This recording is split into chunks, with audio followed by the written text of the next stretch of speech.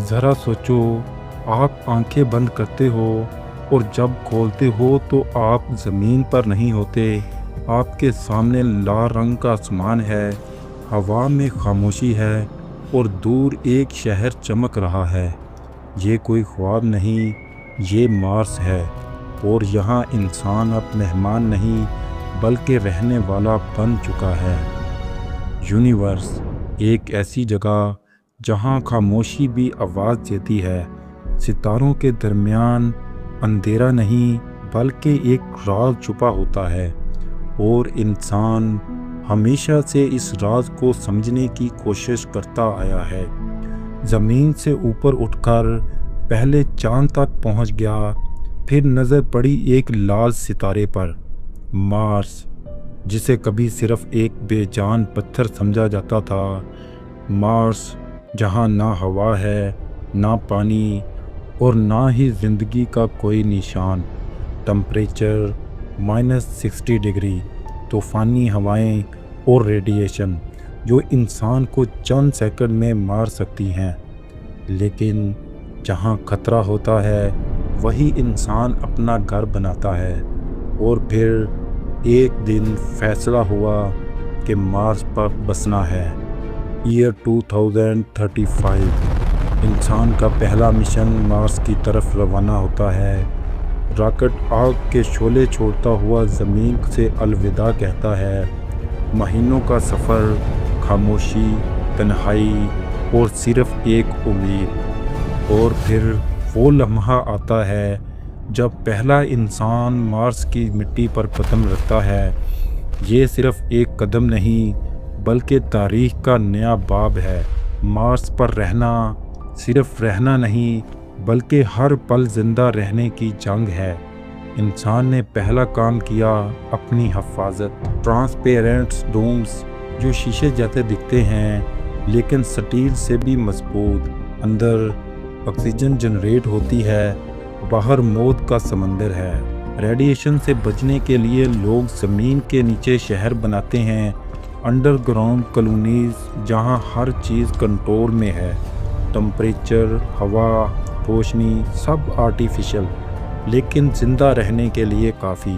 مارس کو زمین جیسا بنانے کے لیے انسان نے اپنی سب سے بڑی طاقت یوز کی، ٹیکنالوجی۔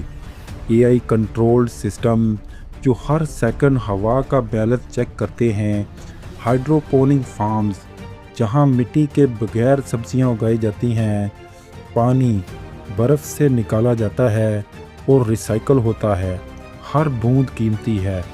روبوٹس جو باہر جا کر کام کرتے ہیں کیونکہ انسان کے لیے وہاں رہنا ابھی بھی خطرناک ہے، اور دھیرے دھیرے مارس زندہ ہونے لگتا ہے۔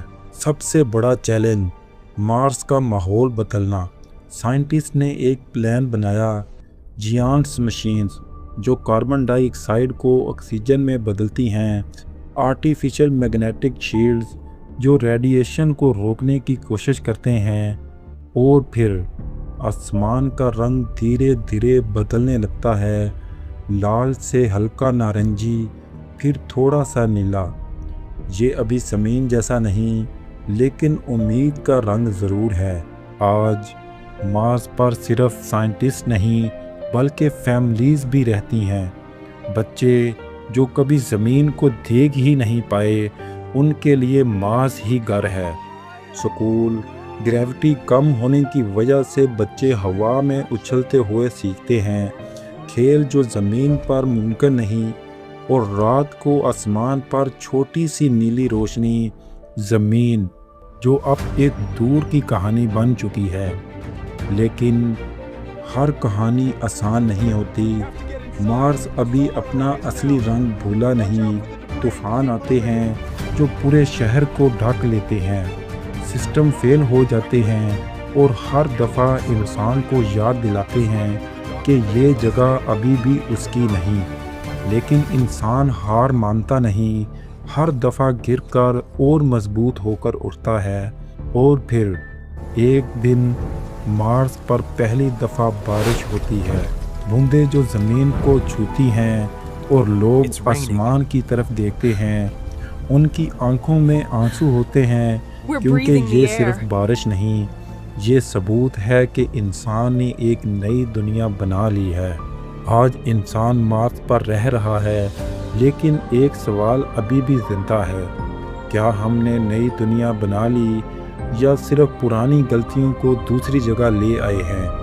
مارس اب صرف پلینٹ نہیں، یہ انسان کی کہانی ہے، اس کی ہمت کی، اس کی خواہش کی اور اس سوال کی جو شاید کبھی ختم نہ ہو۔ اگر آپ بھی ایسی کہانیوں کا حصہ بننا چاہتے ہیں تو سبسکرائب کریں گمنام نشاں، کیونکہ یہاں صرف کہانیاں نہیں بلکہ سچائیوں کے نشان ملتے ہیں۔